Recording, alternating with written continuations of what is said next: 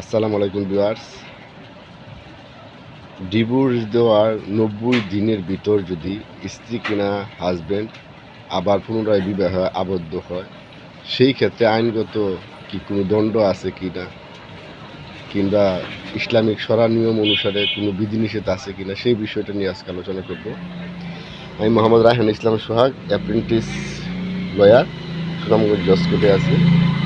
প্রিয় বন্ধুগণ, আমরা সাধারণত মুসলিম পারিবারিক ল 1961 অনুসারে ডিভোর্সের যে নীতিমালা, ওই নীতিমালায় স্পষ্টভাবে উল্লেখ আছে কোনো হাজব্যান্ড কিংবা স্ত্রীর মধ্যে বিবাহ বন্ধন তখনই ছিন্ন হবে। কয়েকগুলো কারণ আছে।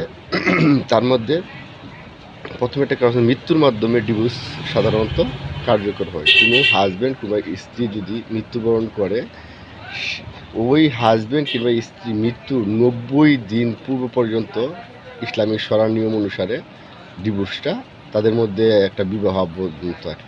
এটাকে ইদ্যতকালীন সময় বলে। এই সময়টা আমাদের ইসলামিক নিয়ম অনুসারেও মানা বাধ্যতামূলক হাজব্যান্ড এবং স্ত্রী উভয় ক্ষেত্রে।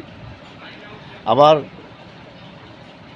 স্বামী এবং স্ত্রী জীবদ্দশায় থাকা অবস্থায়ও আবার দেখা গেছে তাদের মধ্যে বিবাহ বিচ্ছেদ ঘটে। সেই ক্ষেত্রে আইন কি বলে আমরা বলি, দেখুন, যখন একজন স্ত্রী কিংবা একজন স্বামী তার স্ত্রীকে আইনগতভাবে ডিভোর্স দেবে, সেই ডিভোর্স দেওয়ার ৯০ দিন পর্যন্ত তাদের মধ্যে আইনগত একটা সম্পর্ক বিদ্যমান থাকে। ৯০ দিন আগে সাধারণত আমরা জানি কোনো ডিভোর্স কার্যকর হয় না। সেই ক্ষেত্রে কোনো হাজব্যান্ড যদি তার স্ত্রীকে ডিভোর্স দিয়ে ৯০ দিন অপেক্ষা করার পূর্বে যদি পুনরায় বিবাহ আবদ্ধ হয়, আর ওই স্ত্রী যদি ওই স্বামীর বিরুদ্ধে কিংবা ওই স্বামী যদি স্ত্রীর, সেম নারী এবং পুরুষ একই দুজনের জন্য তাই বলতেছি, স্ত্রীও যদি ওই স্বামীর বিরুদ্ধে ব্যবস্থা নেয় আইনগত, কিংবা স্বামী যদি ওই স্ত্রীর বিরুদ্ধে আইনগত ব্যবস্থা নেয়, সেক্ষেত্রে দেখা গেছে দণ্ডবিধি অনুসারে, প্রচলিত আইন অনুসারে তার জন্য সাজা বরাদ্দ আছে। তাই প্রিয় বন্ধুগণ, আপনারা অবশ্যই যেই ব্যক্তি এবং যেই স্ত্রী ডিভোর্স দেবেন তারা অবশ্যই ৯০ দিন অপেক্ষা করবেন। ৯০ দিনের পূর্বে আপনারা পুনরায় বিবাহ আবদ্ধ হবেন না।